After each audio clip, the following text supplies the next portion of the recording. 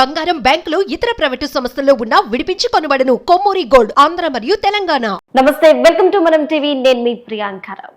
మనకు తెలిసిందే, లడ్డు వివాదం రోజు రోజుకి ముదురుతుంది. ఇక ఈ నేపథ్యంలో జగన్మోహన్ రెడ్డి గారు 28వ తారీఖున నేను తిరుపతి వెళ్తాను అంటూ కూడా మాట ఇవ్వడం, అట్లానే ఈ నేపథ్యంలో నేను తిరుపతి వెళ్ళి అక్కడ పూజ చేస్తాను, మీరు కూడా అంటే ఎవరైతే వైఎస్ఆర్సీపీకి సంబంధించిన కార్యకర్తలు, నాయకులు ఉంటారో వీళ్ళందరూ కూడా తమ తమ దగ్గరలో ఉన్న దేవాలయాలకు వెళ్ళి బాబు గారు చేసిన ఏవైతే పాపాలు ఉన్నాయో వాటికి ప్రక్షాళన కోసం పూజలు చేయండి అన్నారు. కానీ ఇక్కడ నాయకులు కనిపించట్లేదు, జగన్మోహన్ రెడ్డి గారు కనిపించట్లేదు. పైగా ఆయన వెళ్ళకపోగా అసలు ఆయన ఎందుకు వెళ్ళలేదు అనే ప్రశ్న ఇప్పుడు ఉత్పన్నమవుతుంది. దీనికి సంబంధించిన కారణాలు మనకు తెలియజేయడానికి ఈ రోజు మనతో పాటు ప్రముఖ పొలిటికల్ అనలిస్ట్ మనతో పాటు కొత్త రవీంద్రబాబు గారు ఉన్నారు. వారితో మాట్లాడి మరిన్ని విషయాలు తెలుసుకుందాం. నమస్కారం సార్. నమస్తే ప్రియాంక.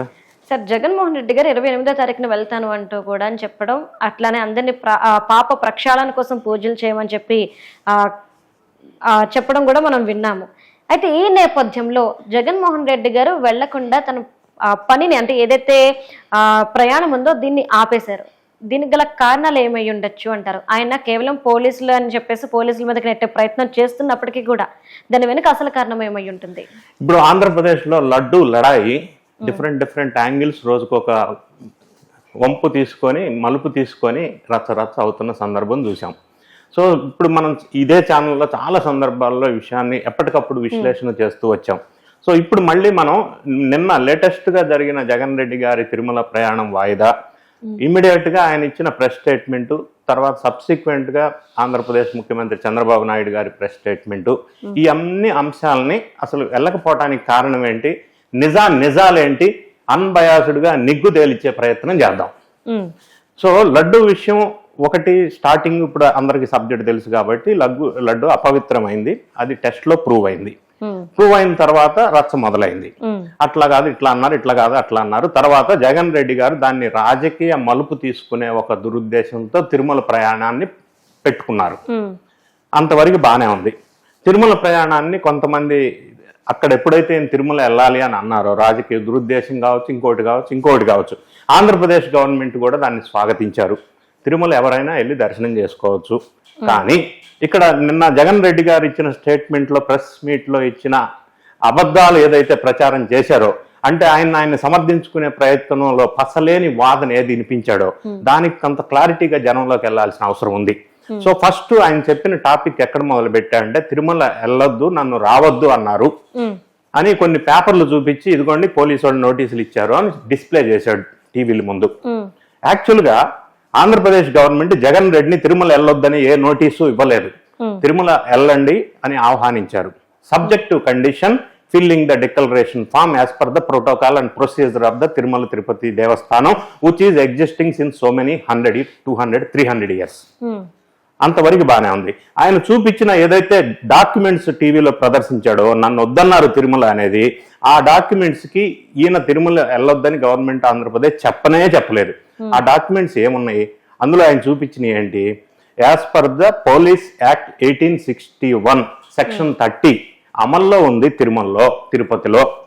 కాబట్టి ఇటువంటి సెక్షన్ అమల్లో ఉందంటే ఆ సెక్షన్ ఏం చెప్తుందంటే, శాంతి భద్రతల సమస్య వచ్చే అవకాశం ఉన్న సందర్భంలో ర్యాలీలు కానీ, సభలు కానీ, బహిరంగ సభలు కానీ, మీటింగ్స్ కానీ పెట్టొద్దు, నిషేధం అనేది ఇంప్లిమెంట్ చేశారు.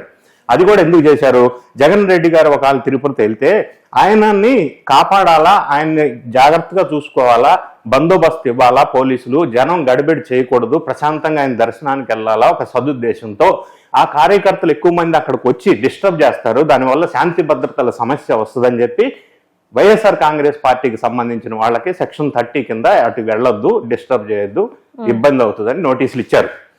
అలాగనే కొన్ని హిందూ సంఘాల వాళ్ళు కూడా వద్దు, రావద్దు, లేకపోతే వస్తే డిక్లరేషన్ ఇవ్వాలని కొంత లొల్లి జరుగుతున్న సందర్భంలో ఆ నోటీస్, వాళ్ళకి ఇచ్చిన నోటీస్ని ఈయన తీసుకొచ్చి డిస్ప్లే చేసి నన్ను తిరుమల వెళ్ళొద్దు అన్నారు. ఈయన తిరుమల వెళ్ళొద్దు అని ఎవరు ప్రభుత్వం నోటీస్ ఇవ్వాల. ఫస్ట్ రాంగ్ మెసేజ్ ప్రజల్లోకి వెళ్ళే ప్రయత్నం చేశాడు. రెండోది, డిక్లరేషన్ నేను ఎందుకు ఇవ్వాలా, ఇవ్వని అవసరం లేదు నేను డిక్లరేషన్ అన్నాడు. డిక్లరేషన్ విషయం కూడా ప్రజల్లో మభ్యపెట్టే ప్రయత్నం అతను చేశాడు. వివరణ ఇవ్వాల్సిన నైతిక బాధ్యత నాలాంటి వాళ్ళ మీద ఉంది కాబట్టి నేను చెప్పవలసిన అవసరం వస్తా ఉంది. అసలు డిక్లరేషన్ అనేది తిరుమలలో ఇప్పుడు పుట్టింది కాదు, ఇప్పుడు వచ్చింది కాదు, 300 సంవత్సరాల నుంచి ఉంది. 1930లో బ్రిటిష్ వాళ్ళు పరిపాలిస్తున్న ఆ రోజుల్లోనే తిరుమల తిరుపతి దేవస్థానం ఎవరైతే అన్య మతస్థులు హిందువులు కాని వాళ్ళు లోపలికి వెళ్ళాలని అనుకుంటారో దేవుని మీద భక్తితోటి ఫెయిత్ తోటి వాళ్ళు నేను హిందువుని కాకపోయినా లోపలికి వెళ్తాను ఆయన మీద భక్తితో అని ఒక లెటర్ రాసి ఇచ్చి లోపలికి వెళ్ళేటోళ్ళు. అది సాంప్రదాయం. యాక్ట్ రూల్ అప్పట్లో లేదు. నేను చెప్పేది 1930s. ఆ సాంప్రదాయం అప్పటి నుంచి కొనసాగుతూ వచ్చిన తర్వాత ఆ సాంప్రదాయాన్ని ఒక చట్ట రూపంలో యాక్ట్ రూపంలో తీసుకొచ్చారు. As per rule number 16 of Andhra Pradesh revenue endowment act ఏదైతే ఉందో అందులో ఒకటి. రెండోది తిరుమల తిరుపతి దేవస్థానం జనరల్ రెగ్యులేషన్స్ అండ్ రూల్స్ 136 దాని ప్రకారం. అదే కాకుండా సబ్సిక్వెంట్గా GO number MS 311 in the month September 1990 GO కూడా చేశారు. ఇన్ని రకాల జీవోలు ఉన్నాయి. తిరుమల తిరుపతి దేవస్థానం రూల్స్ అండ్ రెగ్యులేషన్స్ లో ఉంది, ఒక జీవో ఉంది. ఇవన్నీ చట్ట ప్రకారంగా ధర్మం ఏది ఉండాలో తిరుమలలో అవన్నీ ఉన్నాయి. అది ఫాలో అవ్వాల్సిందే, తప్పేం లేదు. వాళ్ళు కొత్తగా పెట్టింది కాదు. రెండో పాయింట్, తిరుమల అనేది సెక్యులర్ ప్లేస్ కాదు, it is a religious place. ఏ టెంపుల్కైనా మనం ఏ చర్చికైనా లేదా ఏ మసీదుకి వెళ్ళినా ఆయా టెంపుల్లో ఆ మసీదులో ఆ చర్చిలో ఏదైతే సాంప్రదాయాలు ఉన్నాయో వాటిని వెళ్ళేటోడు తెలియనివాడు నాబట్టేవాడు వాళ్ళు చెప్పింది ఫాలో అవ్వాలా. అది మానవత్వం అంటే. అది వేరే మతాన్ని మనం గౌరవించటం అంటే. సో తిరుమలకి వెళ్ళినప్పుడు ఆ రూల్ ఏదైతే ఉందో it is framed in the rule. చట్టాలను చేసేది ఎవరు? ప్రజాప్రతినిధులు. మాజీ ముఖ్యమంత్రి పులివెందుల ఎమ్మెల్యే గతంలో సీఎంగా పనిచేశాడు కదా. చట్టాలను చేసిన వాళ్ళు చట్టాలని ఉల్లంఘించవచ్చా? దానికి ఆయన చెప్పేది ఏంది, మా నాన్న 5 సంవత్సరాలు పట్టు వస్త్రాలు సమర్పించారు భగవంతుడికి, నేను 5 సంవత్సరాలు పట్టు వస్త్రాలు సమర్పించాను, నేను ఎప్పుడూ డిక్లరేషన్ ఇవ్వలేదు కాబట్టి ఇప్పుడు ఎందుకు ఇవ్వాలా? ఇది హేతుబద్ధమైన లాజికల్ ఆలోచన ఆర్గ్యుమెంట్ లాగా ఉందా మీకు? ఫర్ ఎగ్జాంపుల్ నేను చెప్పేది నాకు ఎట్లా అనిపిస్తుందంటే, మోటార్ సైకిల్ మీద 2 వీలర్ మీద వెళ్ళేటప్పుడు హెల్మెట్ పెట్టుకోవాలని రూల్ ఉంది కదా. సో నిన్న నేను పెట్టుకోకుండా వెళ్ళాను, ఎవరు ఆపలేదు. ఈ రోజు పెట్టుకోకుండా వెళ్తే ఆపారు. ఇది తప్పు కదా అంటే ఇది ఏ విధమైన వాదన అవుతుంది?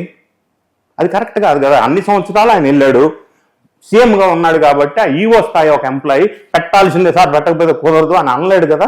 అదే ఆయన వైలేట్ చేశాడు. ఆయన పెద్ద మనిషి తరగా పెట్టుంటే బాగుండేది. గతంలో సోనియా గాంధీ పెట్టారు, అబ్దుల్ కలాం పెట్టారు, ఫరూక్ పెట్టారు అప్పట్లో జమ్మూ కాశ్మీర్ సీఎంగా ఉన్నప్పుడు. వీళ్ళందరూ పెట్టింది వీళ్ళకంటే ఈయనేమన్నా అతీతుడా, ఈయన దైవంశ సంభూతుడా? అప్పుడు వైలేట్ చేశాం కాబట్టి ఇప్పుడు వైలేట్ చేశానంటే కుదరదు కదా. పెడితే తప్పేంటి అసలు? What is wrong? సైన్ చేస్తే తప్పేంటి? ఒకటి. రెండోది, నాకు ఇదంతా చూస్తుంటే నాకు ఒకటి గుర్తు వస్తుంది ప్రియాంక. ఒక మనిషి చిన్నప్పటి నుంచి దారి తప్పి చెడు మార్గంలో వెళ్ళిపోయి, అంటే డిసిప్లిన్ తప్పేసి అన్ని దురలవాట్లు అన్నీ అలవాటు చేసుకొని మార్గం తప్పి ఒక రౌడీజంలోకి దేంట్లోకి వెళ్ళిపోయాడు అని అనుకుందాం.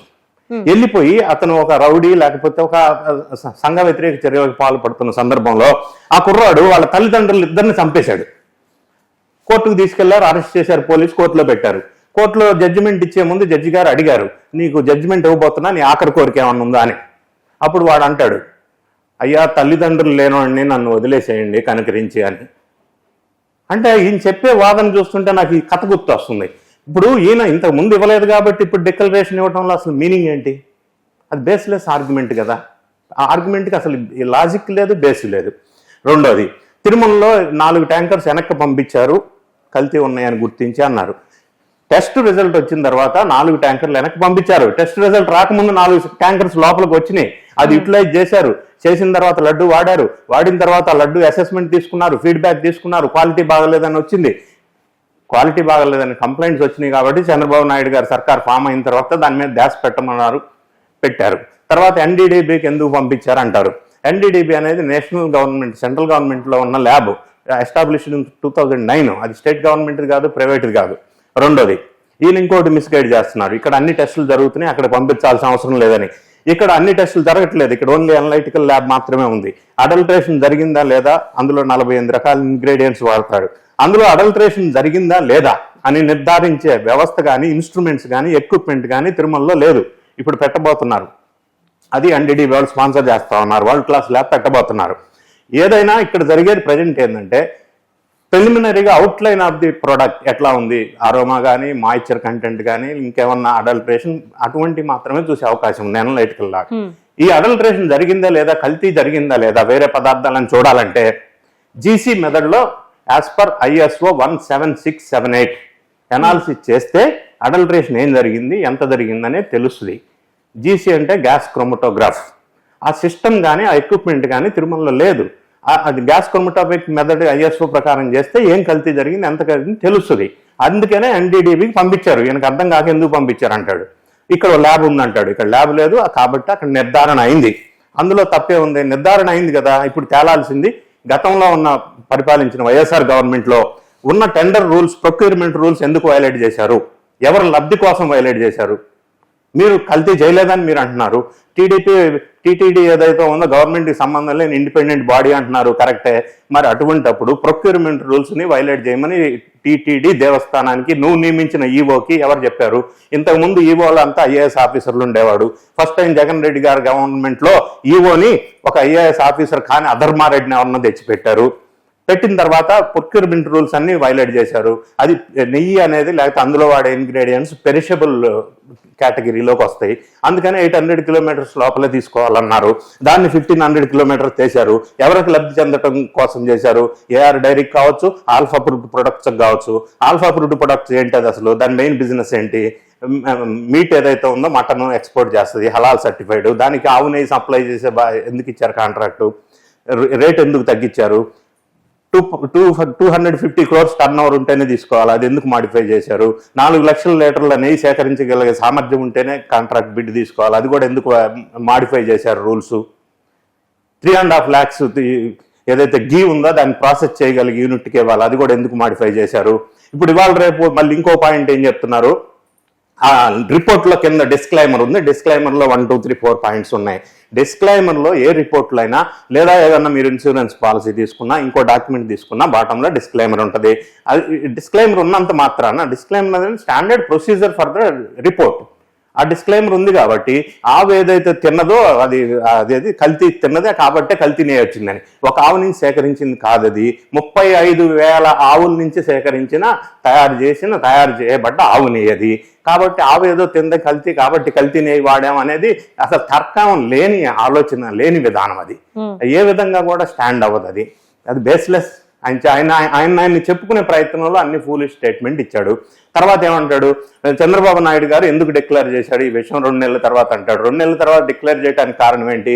అక్కడ ముందు ఏదైతే ఐడెంటిఫై చేశారు, ప్రూఫ్ వచ్చిన తర్వాత, రిపోర్ట్స్ వచ్చిన తర్వాత దాన్ని మళ్ళీ ఆ సప్లైని మళ్ళీ పాత సప్లైని తీసుకొచ్చారు, ఎగ్జిస్టింగ్ కల్తీ నెయ్యి సప్లైని ఆపేశారు. అదంతా సెట్ చేసి ఎస్టాబ్లిష్ చేసి క్వాలిటీని మళ్ళీ పునరుద్ధరించిన తర్వాత ఈయన స్టేట్మెంట్ ఇచ్చాడు, ప్రజల్లో ప్రశాంతత ఉండాలని, నల్లకొల్లలు జరగకూడదని. అందులో తప్పేం లేదు కదా. సో ఇవన్నీ కూడా ఒకదాన్ని మించి ఒకటి ఆయన చెప్పుకునే ప్రయత్నం అన్నీ కూడా ఏదైతే ఆయన చేశాడో దాన్ని కవర్ చేసుకోలేకపోయాడు. సుబ్బారెడ్డి గారు కోర్టుకు వెళ్లాల్సిన అవసరం ఏంటి? ఇన్వెస్టిగేషన్ విజిలెన్స్ జరుగుతుంటే వద్దని చెప్పాల్సిన అవసరం ఏంటి? పొన్నవాళ్ళ సుధాకర్ మాట్లాడిన మాటలు ఏంటి? ఆవు పందికను నెయ్యి తిరుమల లడ్డుకి పోలకెక్కడుంది? ఒకదానికోటి సంబంధం లేని అంశాలు. తర్వాత సుప్రీంకోర్టులో పొన్నమూల సుధాకర్ గారు కేసు ఎందుకు వేశారు? ఇది ఆవు నెయ్యి మీద, తిరుమల లడ్డు మీద ఎవరు మాట్లాడకుండా చూడాలని ఒక పిటిషన్ ఎందుకు వేశాడు?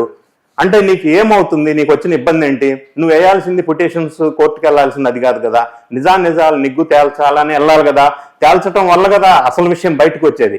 అవన్నీ కప్పిపుచ్చుకునే ప్రయత్నం చేసి ఈరోజు బుకాయించే ప్రయత్నం, లేకపోతే ఇంకోటి ఏదో అనవసరమైన పనికిమాలిన వాదన ఒకటి తీసుకొచ్చి జనాల్ని మిస్గైడ్ చేసే ప్రయత్నం చేసినట్టుగా క్లియర్గా కనిపిస్తుంది నిన్న ఆయన ఇచ్చిన మాట్లాడిన స్టేట్మెంట్స్. ఓకే, అంటే ఓవరాల్ గా ఆయన మాట్లాడుతున్నప్పుడు మనం చూస్తే కనుక ఒక ఎడ్యుకేటెడ్ పర్సన్ మాత్రమే వాటిని డీప్ గా అర్థం చేసుకోగలుగుతారు. సామాన్య ప్రజలు మ్యాక్స్ జగన్మోహన్ రెడ్డి చెప్పింది నిజమే అని నమ్మేసే ఛాన్సెస్ ఎక్కువ ఉన్నాయి. ఒక ఎడ్యుకేటెడ్ పర్సన్ మాత్రమే అందులో నిజమెంత అబద్ధం ఎంత అనేది కనిపెట్టగలరు.